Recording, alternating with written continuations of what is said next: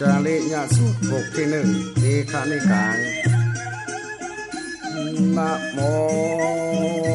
ตัสสะภะคะวะโตอะระหะโตสัมมาสัมพุทธัสสะเอวัมเมสุตังเอกังสัมมะยังพังกาวะโกสัมเพยังวิหารันติโคสิตะลาเมติสาธาวฟังลาสัมปุเรสัตังลายกำเมตนว่าเอวัมเมสุตังนี้หากเป็นกรรมแห่งตานเมื่อหาอานันตะเทนเจ้าตนมีมือถือกาลาปัดวีนั่งอยู่เหนือธรรมาอาสนาแต้มไกปาตูธรรมตอดนาภิกขุสังฆาละหันตาเจ้าทั้งหลายพระมารวันใด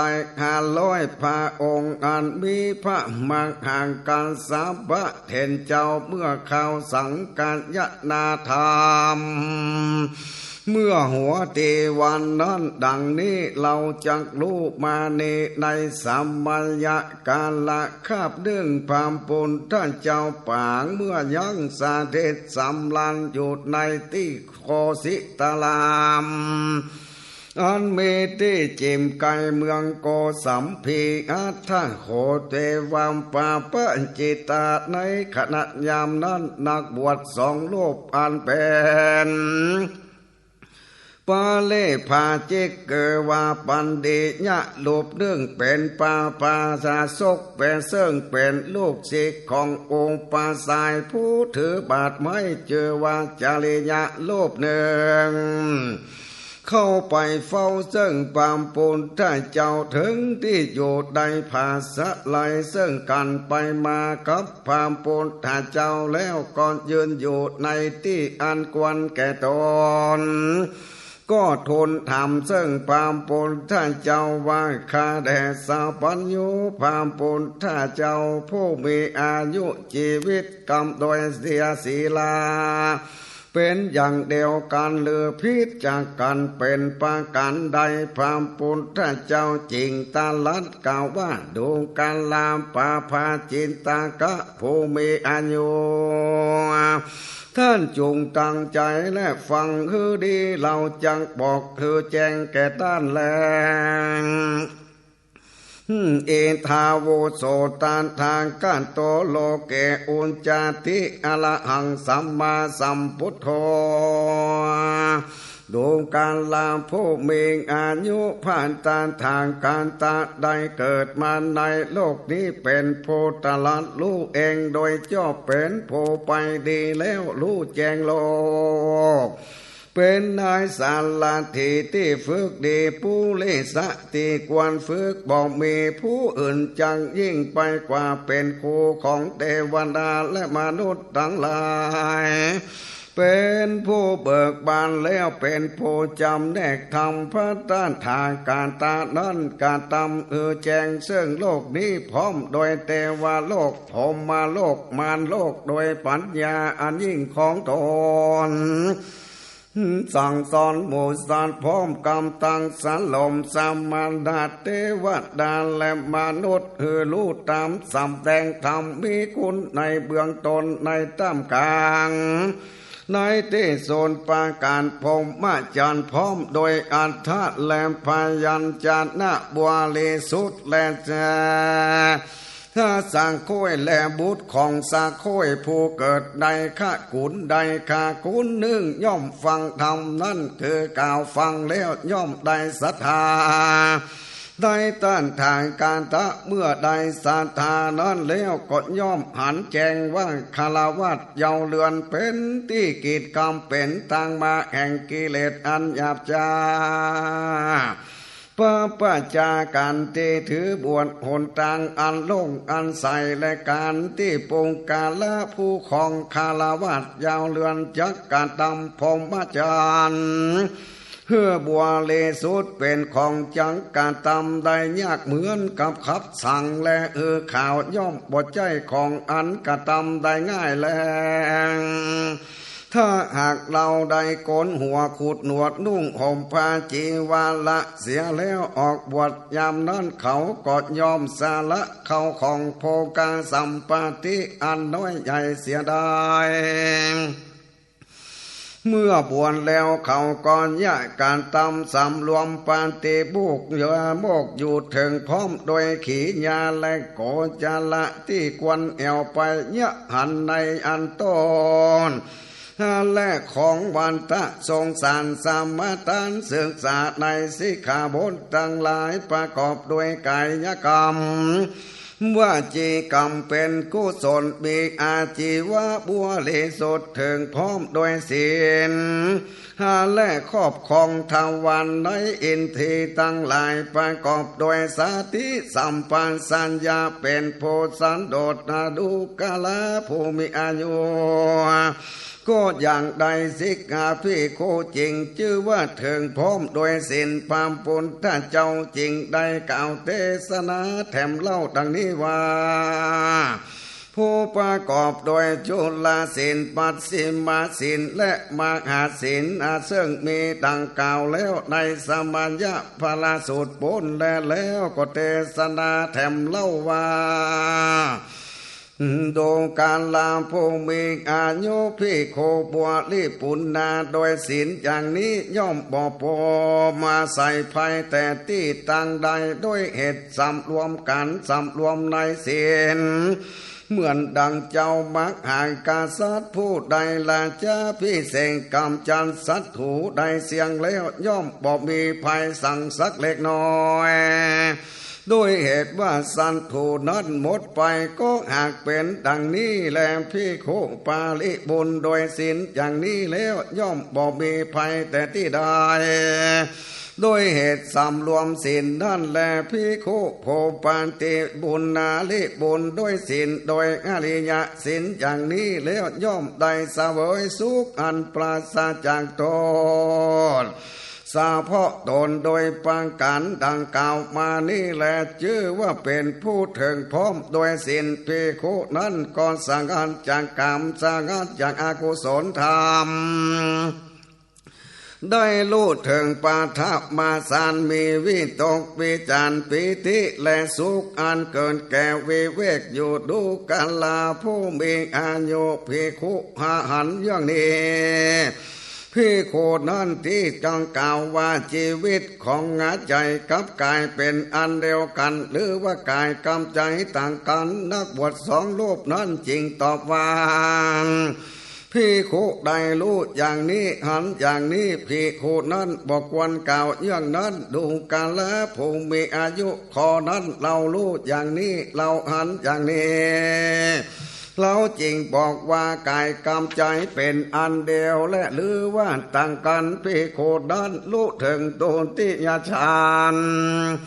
มีความผ่องใสแห่งจิตไปใดเป็นธรรมอันเอกเกินเกินบ่มีวิตกบ่มีวิจารโดยเหตุวิตกวิจารสงบไปเบปิติและสุขเกิดแต่สมาธิอยู่ดูกาลาพงเมงอายุได้รู้อย่างนี้หันอย่างนี้ภิกขุนั้นหรือว่ากวนที่จังกล่าวว่ากายกรรมใจเป็นอันเดียวกันรู้ว่ากายกรรมใจต่างกันนักบวชทั้งสองจริงกล่าวว่าภิกขุได้รู้อย่างนี้หันอย่างนี้ภิกขุนั้นย่อมบอกวันจังกล่าวอย่างนี้ดงกลาผู้มีอายุขอนาน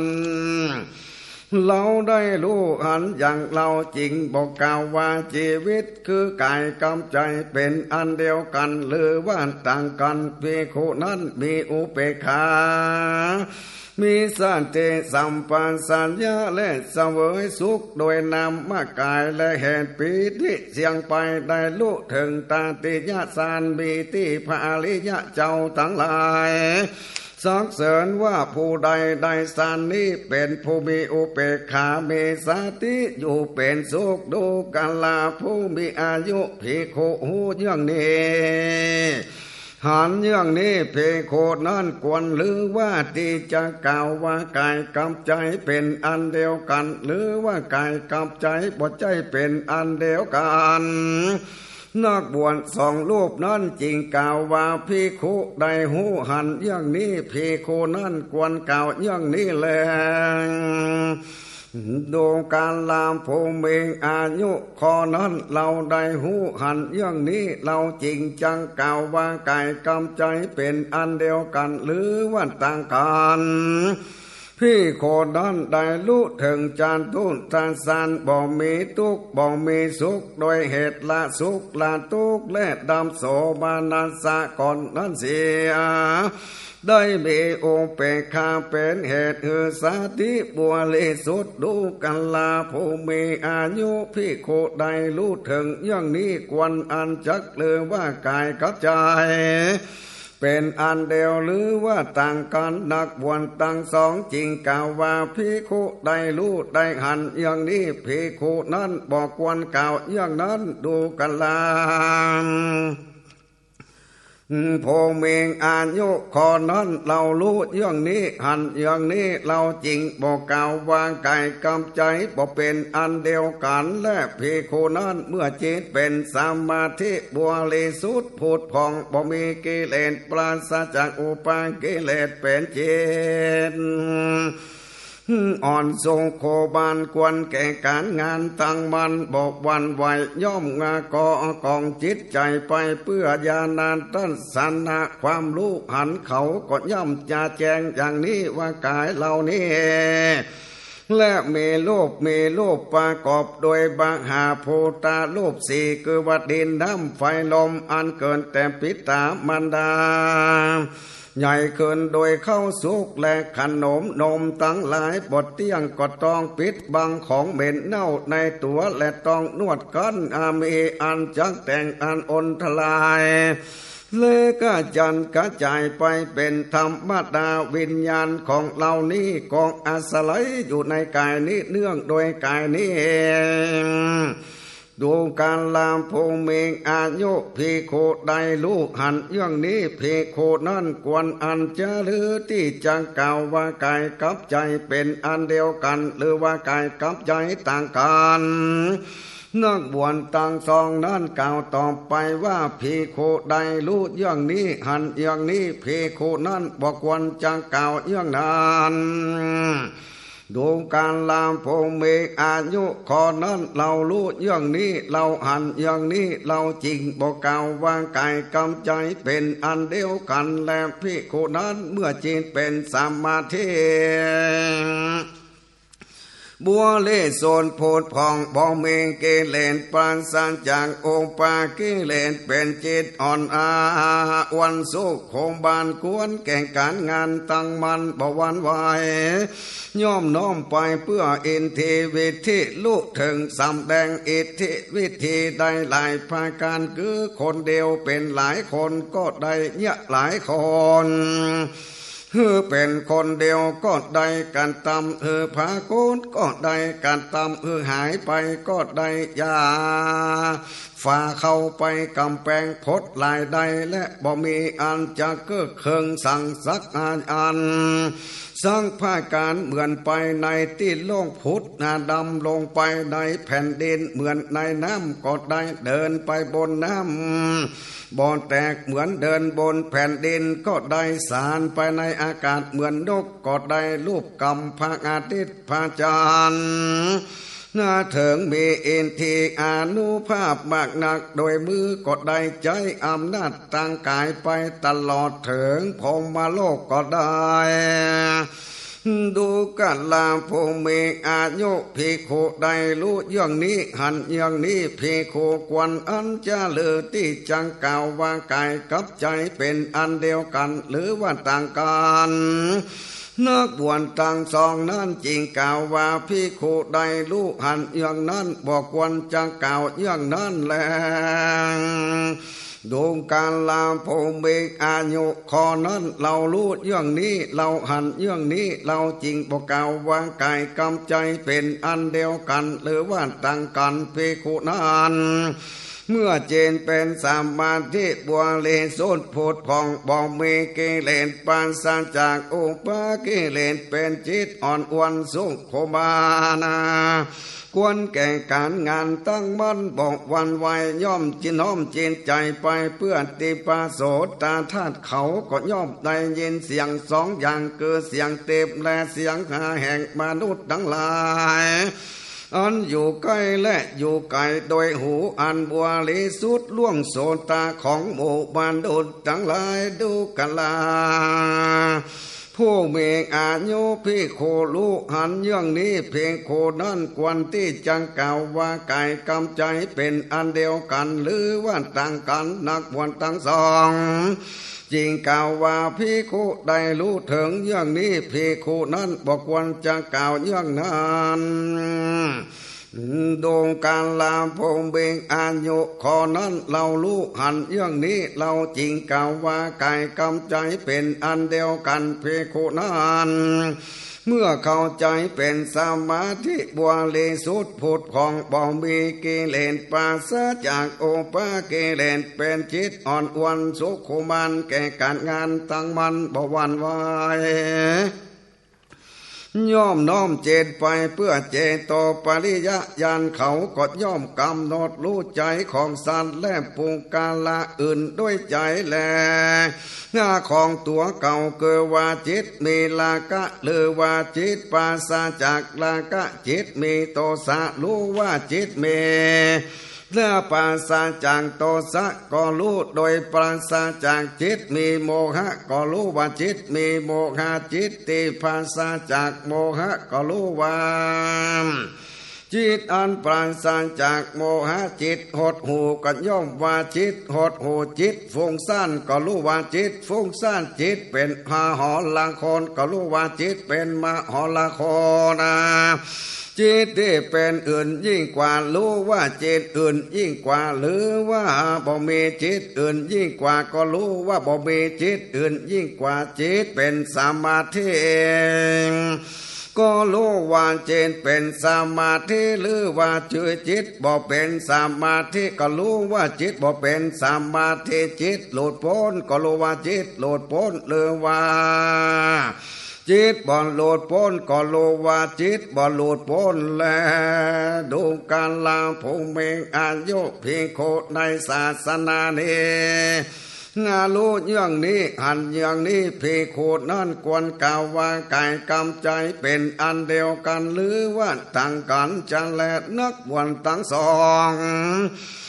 รูปนั้นจริงกล่าวว่าพี่โคได้รู้หันอย่างนี้พี่โคนั้นบอกวันจังกล่าวอย่างนั้นดงกันลาภูมิอายุข้อนั้นเรารู้อย่างนี้หันอย่างนี้เราจริงกล่าวว่ากายกับใจบอกเป็นอันเดียวกันพี่โคอันนั้นจิตเป็นสมาธิบัวลิสุดพุทธของบอกมีกิเลสปราศจากกิเลสเป็นเจนะอันอ่อนอ้วนสุขของบานควรแก่การงานตั้งมั่นบอกวันไวน้อมจิตไปเพื่อบุเปนิวัสสานุสติญาณเขาก็ย่อมละนึกชาติได้เป็นเมื่อก่อนนั้นได้เป็นอันมาคือว่าชาติหนึ่งสองชาติสามชาติสี่ห้าชาติสิบชาติ20ชาติ30 40 50ชาติ100ชาติพันชาติหมื่นชาติแสนชาติพ้องตลอดสังวันทากับเป็นอนักตลอดวิปัสทากับเป็นอนักตลอดถึงสังวิวันทากับเป็นอันแควนมากนางเขาย่อมรู้ว่าภพนั้นชาตินั้นเราได้มีโคตรเงาเขาคาขุนลักษณะผิวพรรณวันนะเชื้อชาติอาหารอย่างนั้นแลเสวยสุขเสวยทุกข์อย่างนั้นมีอายุกำหนดเท่านั้นเกิดตายแล้วได้ไปเกิดในภพนั้นเราได้มีอาหาร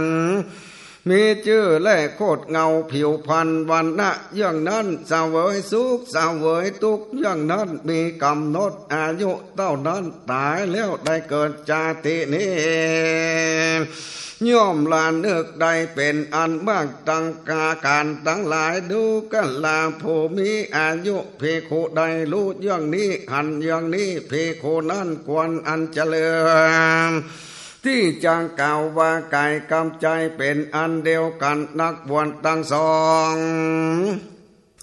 ถ้าจริงกล่าวว่าเพโคหันอย่างนี้เพโคนั้นบอกวันจังกล่าวอย่างนั้นดวงกันลาผู้มีอายุข้อนั้นเราหูหันอย่างนี้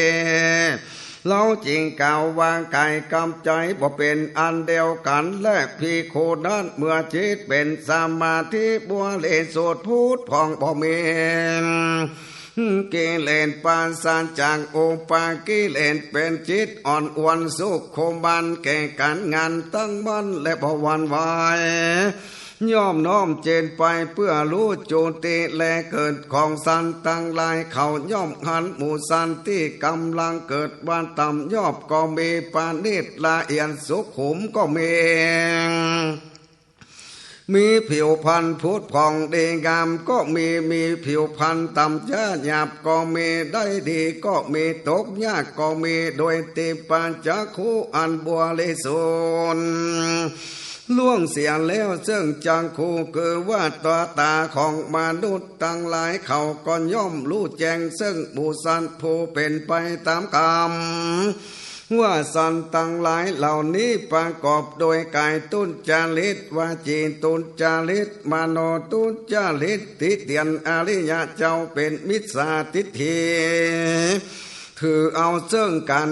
ตำด้วยอำนาจมิจฉาทิฏฐิเมื่อตายเขาก็ย่อมเข้าสู่อาบายทุกขติวินิบาตนาโลกส่วนอันวาสัตทั้งหลายเหล่านั้นประกอบโดยกายสุจาริตวาสีจิตชุจาริตมโนสุจาริตบทติเตียนอริยะเจ้าเป็นสัมมาทิฏฐิคือการทำด้วยอำนาจสัมมาทิฏฐิเมื่อตายเขาก็ย่อมเข้าถึงสวรรค์กันเทวโลกแลเขาย่อมหันสันย่อมหันหมู่สันที่กำลังเกิดกำลังตายต่ำยอบก็มีปาณิชดีงามก็มีผิวพรรณล้วนทวนก็มีได้ดีก็มีตกยากก็มีด้วยติมปัญจคูอันบริสุทธิ์ล่วงเสียเสื่องตาของหมู่มนุษย์ทั้งหลายย่อมรู้แจ้งซึ่งผู้สันผู้เป็นไปตามกรรมโดยพาการดังนี้ดูกันลาผู้มีอายุภิกขุรู้อย่างนี้หันอย่างนี้ภิกขุควรกล่าวอันจะหรือรู้ว่ากายกำใจเป็นอันเดียวกันนักบวชตั้งสองจริงกล่าวว่าภิกขุได้รู้อย่างนี้หันอย่างนี้ดูกาลผู้มีอายุข้อนั้นเราหูหันอย่างนี้จริงกล่าวว่ากายกับใจบ่เป็นอันเดียวกันแล้วพี่โคนนั้นเมื่อเจนเป็นสมาธิบัวเลสุดผุดพองบ่มีกิเลสปราศจากกิเลสเป็นจิตอันอ่อนอวนสุขมันแก่การงานตั้งมั่นบ่หวั่นไหวย่อมน้อมจีนไปเพื่ออาสวัคขายายานย่อมรู้แจ้งตามความเป็นจริงว่านี้ทุกอันนี้เหตุคือเกิดทุกเกิดอันนี้ความดำทุกข้อนี้เป็นต่างปฏิบัติถึงความดับทุกข์เหล่านี้อาสวะนี้เป็นเหตุคือเกิดอาสวะนี้ความดับอาสวะข้อนี้ปฏิบัติคือถึงความดับอาสวะเพื่อรู้อย่างนี้จิตย่อมหลุดพ้นจากกามาสาวะอาสวะสาวะเนื้อโดยกามและเนื่องโดยกามพ้นจากภาวะอาสวะเนื่องโดยพรหมพ้นจากอาวิชชาสาวะอาสาวะคืออาวิชชาเมื่อจิตหลุดพ้นแล้วก็มีญาณยังรู้ว่าหลุดพ้นแล้วย่อมรู้ชาติเสียงแล้วพรหมจรรย์ก่อนจบแล้วกิจการควรการตามเสร็จกิจอันอื่นเพื่อความเป็นอย่างนี้เพโคนั้นควรอันจาลือที่จังกล่าวว่ากายกับใจ เป็นอันเดียวกันหรือว่าต่างกันดังบวนตั้งสองจริงกล่าวว่าภิกขุใดรู้อย่างนี้หันอย่างนี้ภิกขุบอกควรกล่าวอย่างนั้นดูกันลาผู้มีอายุข้อนั้นเรารู้อย่างนี้เราหันอย่างนี้เราจริงบอกกล่าวว่ากายกับใจบอกเป็นอันเดียวกันแล้วจาเลสุตังเดนเทตังขียางอันเก่าแก้ไขยังจาเลญาสูตรก็บังกอมสมเลศสันเดน